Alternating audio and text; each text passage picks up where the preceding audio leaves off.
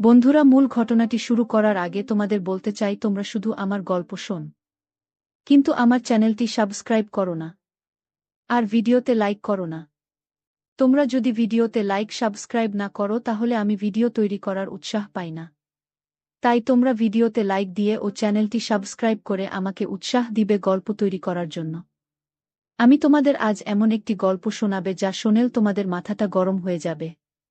তাহলে চলো বন্ধুরা, বেশি কথা না বলে মূল ঘটনাটি শুরু করি। আমি তখন মাত্র ক্লাস 9-এ পড়তাম।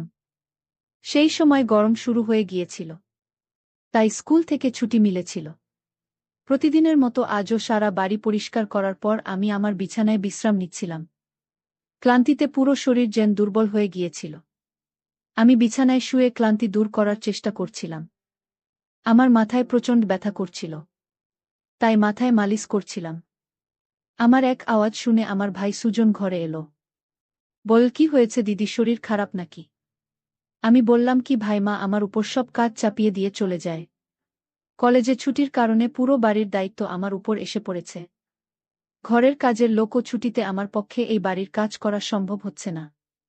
আমার কথা শুনে সে আমার পাশে বসে বলল, সবিতা দিদি, চিন্তা করো না, আমি এখনই তোমার জন্য তাজা ফ্রেশ জুস নিয়ে আসছি। সেটা খেলে নিশ্চয়ই শান্তি পাবে। সুজনের কথা শুনে আমি হাসলাম এবং বললাম, শুধু তুমি বাইরে থেকে খাবার নিয়ে এসো, আমি একটু ঘুমাবো। সে ফিরে এলে আমার তার প্রতি অনেক ভালোবাসা এলো। দুনিয়ায় খুব কমই এমন ভাই আছে যারা তাদের বোনের এত খেয়াল রাখে। আমি তাকে অনেক আশীর্বাদ দিতে লাগলাম এবং তার আনা ঠান্ডা জুস খেতে লাগলাম। জুস খাওয়ার পর গ্লাসটি এক পাশে রেখে শুয়ে পড়লাম। সুজন বলল, চলো আমি তোমার মাথা মালিশ করে দিই, এতে তোমার ব্যথা কমে যাবে। তুমি ঘুমাও। সে আমার মাথার কাছে মাথায় মালিশ করে দিচ্ছিল। তখন আমার ব্যথাও কমতে শুরু করল।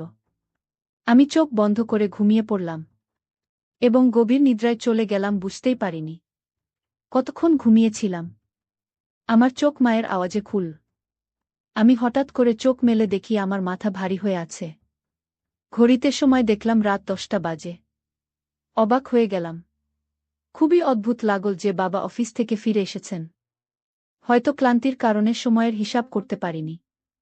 আমি উঠে দুপা হেঁটে যেতেই মাথা ঘুরে গেল। চোখের সামনে অন্ধকার নেমে এল। যদি দেওয়ালে হাত না রাখতাম তবে নিশ্চিতভাবেই পড়ে যেতাম। আমি ফ্রেশ হয়ে বাইরে এসে দেখলাম সবাই খাবারের টেবিলে বসে আমারই অপেক্ষা করছে। আমি গিয়ে আরামে চেয়ারে বসে পড়লাম। সুজন আমাকে দেখে প্লেটে খাবার দিতে লাগল এবং তারপর মাকে বলল, মা, দিদির উপর কাজের চাপ একটু কম দাও। যদি কাজের লোক না আসে তবে তার জায়গায় আর কাউকে রাখো। সে সারাদিন কাজ করে ক্লান্ত হয়ে যায়। দেখো, তার রং ফ্যাকাশে হয়ে গেছে। আমার সত্যিই অবস্থা খারাপ হয়ে গিয়েছিল। আমি বেশ ক্লান্ত অনুভব করছিলাম। আমার মা এবং বাবা দুজনেই জব করতেন, কারণ শুধু বাবার চাকরির উপর নির্ভর করে বাড়ি চালানোও কঠিন ছিল।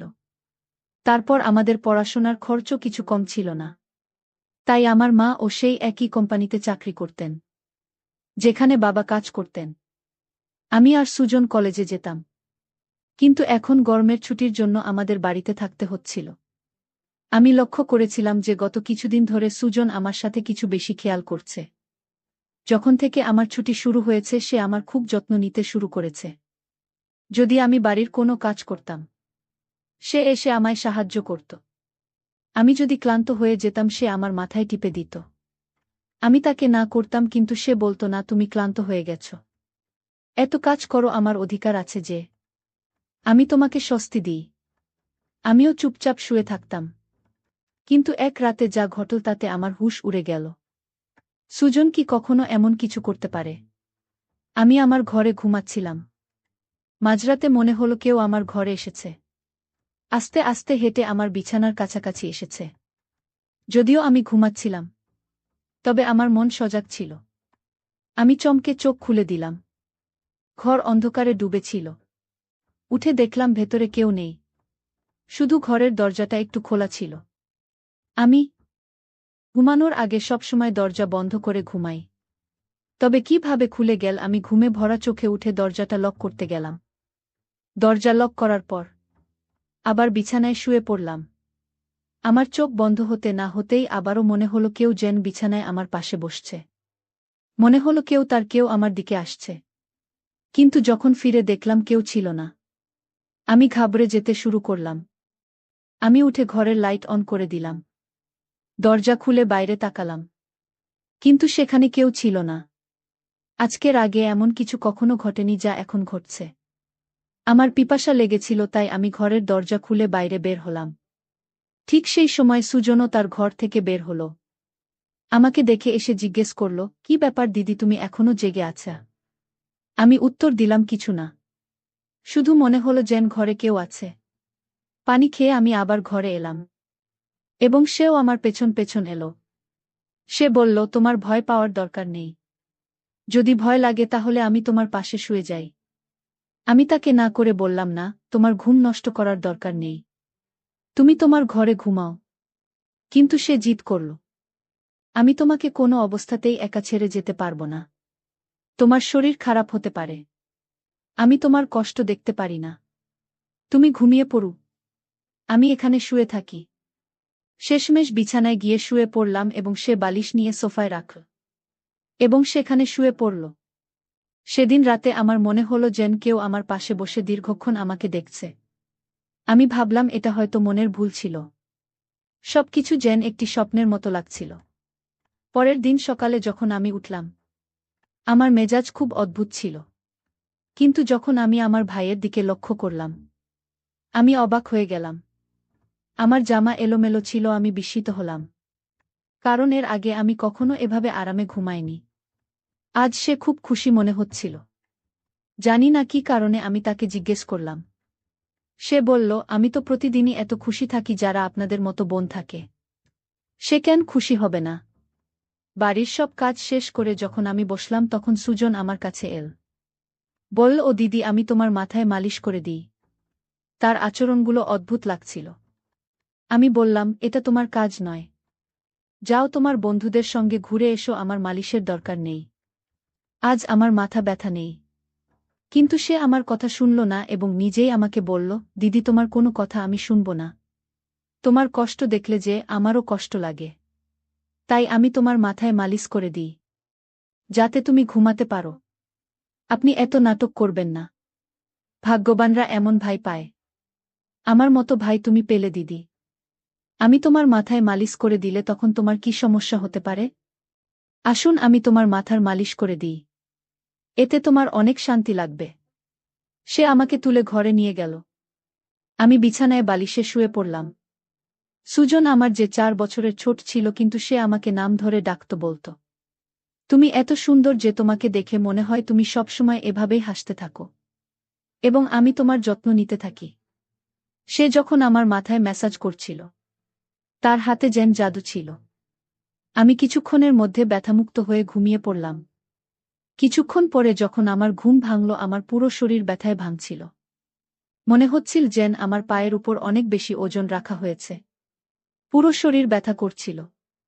ধীরে ধীরে উঠে বসে চারপাশে তাকালাম। যখন নিজের দিকে নজর দিলাম, দেখলাম আমি পুরোপুরি ভিজে গেছি। যেন কেউ আমাকে স্নান করিয়ে দিয়েছে, কাপড় ভিজে গেছে। পাখা বন্ধ ছিল এবং গরম ছিল। এসব কি হচ্ছিল? আমি খুব কষ্টে উঠে দাঁড়ালাম, মাথা ঘুরছিল, হাঁটাও কঠিন মনে হচ্ছিল। আমি আমার অবস্থা বুঝতে পারছিলাম না যে এসব কি হচ্ছিল। অনেক কষ্টে বাথরুমে গিয়ে ফ্রেশ হলাম।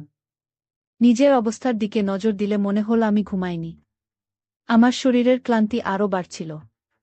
যখন আমি ঘর থেকে বাইরে এলাম তখন ফিসফিস করার আওয়াজ শুনলাম। মনে হচ্ছিল কেউ কারো সাথে কথা বলছে বাড়িতে, আমি আর সে ছাড়া আর কেউ ছিল না। তাহলে সে কার সাথে কথা বলছিল? আমি প্রথমে রান্নাঘরে পানি পান করতে গেলাম। কিন্তু তখন আওয়াজ বন্ধ হয়ে গিয়েছিল। আমি রান্নাঘরের দরজার পাশে দাঁড়িয়েছিলাম। যখন সে বৈঠকখানা থেকে বের হল, তার হাতে অনেক টাকা ছিল। যা দেখে সে হাসছিল, আমার কপালে ভাঁজ পড়ল। পরের মুহূর্তেই তার দৃষ্টি আমার উপর পড়ল। আমাকে দেখে বলল, দিদি, তুমি উঠে গেলে। আমি হাঁটতে হাঁটতে তার কাছে গেলাম। সে তাড়াহুড়ো করে টাকা প্যান্টের পকেটে ঢোকাচ্ছিল। কিন্তু আমি তার হাত ধরে টাকাগুলো সামনে এনে বললাম, এত টাকা তোমার কাছে কোথা থেকে এল? সে দৃষ্টি নামিয়ে বলল, আপনি দয়া করে বাবাকে বলবেন না। আমি অবাক হয়ে গেলাম যে সে এই টাকা বাবাকে কেন দেয়নি। আমি কঠোরভাবে জিজ্ঞাসা করলাম। সে ভয়ে বলল, এই টাকা তো বাবার এক বন্ধুর। বহু বছর আগে ঋণ হিসাবে ফিরিয়েছে। আমি ভেবেছিলাম এই টাকা দিয়ে মোবাইল কিন। কিন্তু সেই টাকা আমাকে দিয়ে দিল। আমি বললাম, হ্যাঁ, তুমি ভালো করেছ। ঘরের অবস্থা দেখো কতটা খারাপ। আমাদের বাবা মা দুজনেই চাকরি করছেন। আর তুমি মোবাইল কেনার কথা ভাবছ। সে লজ্জিত ছিল। রাতে সুজন সেই টাকাগুলো বাবাকে দিয়ে দিয়েছিল। সেই রাতে সে আমার সাথে কোনো কথা বলেনি এবং তাড়াতাড়ি ঘুমোতে চলে গেল। পরদিন আমি রান্নাঘরে কাজ করছিলাম, যখন সুজন তার বন্ধুদের নিয়ে ঘরে ঢুকল। আমি যতটা অবাক হতাম ততটাই কম ছিল, কারণ সে তার বন্ধুদের সরাসরি ঘরে আনল। তখন আমি অন্য রুমে চলে গেলাম। যখন তারা সবাই হাসতে হাসতে ঢুকল, আমি তাড়াতাড়ি ওড়না করলাম এবং তারপর সুজনকে বোঝাতে লাগলাম, এটা কি ধরনের আচরণ? তুমি জানো বাবা মা এখন বাড়িতে নেই, তাও তুমি এদের নিয়ে এলে। সুজন বলল, এটা আমার ঘর, যখন তুমি আমার কথা ভাবেন না, আমি তোমার কথা কেন ভাবব? ভালো খাবার তৈরি করো। এরা আমার খুব ঘনিষ্ঠ বন্ধু। সে আমার প্রতি বেশ রেগে গিয়েছিল, কিন্তু এখন আমি কি করব? রান্না তো করতেই হবে। আমি তার বন্ধুদের জন্য রান্না করতে লাগলাম। তখন সে বলল, খাবার পরিবেশন করতেও তুমি নিজেই আসবে। সুজনের আচরণ আমাকে অবাক করেছিল। ছোট্ট একটা ব্যাপারে সে এমন কিভাবে বদলে যেতে পারে। আমি খাবার টেবিলে সাজিয়ে দিলাম। আমি লক্ষ্য করলাম তার বন্ধুরা বারবার আমাকে দেখে নিচ্ছিল। তারা সবাই সুজনের চেয়ে বয়সে বড় এবং অদ্ভুতভাবে তাকাচ্ছিল। আমি আমার ঘরে আটকে রইলাম যতক্ষণ না তারা চলে গেল। আমি সুজনের উপর চিৎকার করে বললাম, তোমার বন্ধুরা যেন আর কখনো এই বাড়িতে যেন না আসে। কিন্তু সে পরের মুহূর্তে আমায় বলল, এত রাগ কোথা থেকে আসে? তারা আসবে না। কিন্তু এই বিষয়ে মাকে কিছু বলবে না। কেমন ছেলে ছিল সে! কখনো ভালোবাসা প্রকাশ করত, আবার কখনো বিরক্ত হতো।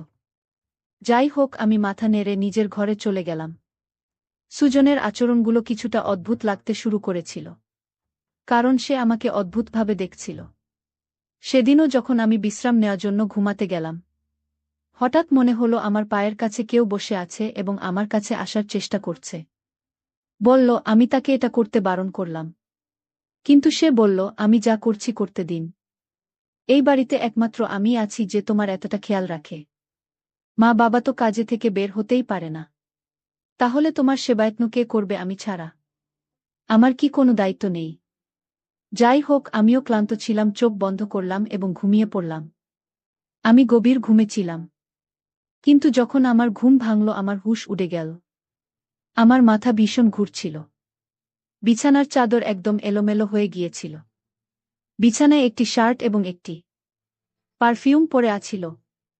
এই জিনিসপত্র কার ছিল আমি কিছুই বলতে পারছিলাম না। মাথায় এত তীব্র ব্যথা ছিল যে আমি আবার বিছানায় লুটিয়ে পড়লাম। মনে হচ্ছিল কেউ আমাকে অজ্ঞান করার ওষুধ খাইয়ে দিয়েছে। আমি পাশে ফিসফিস করে শুনছিলাম, কিন্তু কে বলছিল তা চিনতে পারছিলাম না। আমি শুধু সুজনের গলা শুনতে পাচ্ছিলাম। মনে হচ্ছিল সে আমার ঘরে উপস্থিত এবং আমাকে জাগানোর চেষ্টা করছে। কিছুক্ষণ পর যখন আমার চোখ খুলল, তখন পুরো দৃশ্যটি আমার চোখের সামনে ভাসছিল। আমি প্রথমে বিছানার দিকে তাকালাম যেখানে শার্ট এবং পারফিউম পড়েছিল, কিন্তু এখন সেখানে কিছুই ছিল না। আজও আমার অবস্থা বেশ অদ্ভুত ছিল। আমি বাচ্চা ছিলাম না যে সব কিছু বুঝতে পারব না। বাড়িতে আমি এবং সুজন ছাড়া আর কেউ ছিল না। তাহলে আমার ঘুমানোর পর এমন কি হতো যে আমার পুরো শরীর যেন পানিতে ভিজিয়ে দেওয়া হয়েছে? এই শুধু নয়, আমার শরীর ব্যথায় ভেঙে পড়েছিল এবং একেবারে ফ্যাকাশে হয়ে গিয়েছিল। প্রতিদিন সুজন আমার রুমে আসার চেষ্টা করছিল, কিন্তু আমি কোনো না কোনো অজুহাত বানিয়ে আমার ঘরে চলে যেতাম। মাথায় অদ্ভুত সব চিন্তা আসছিল। শরীরও বেশ খারাপ ছিল। আমার অবস্থা দেখে মাও চিন্তিত হয়ে পড়েছিল।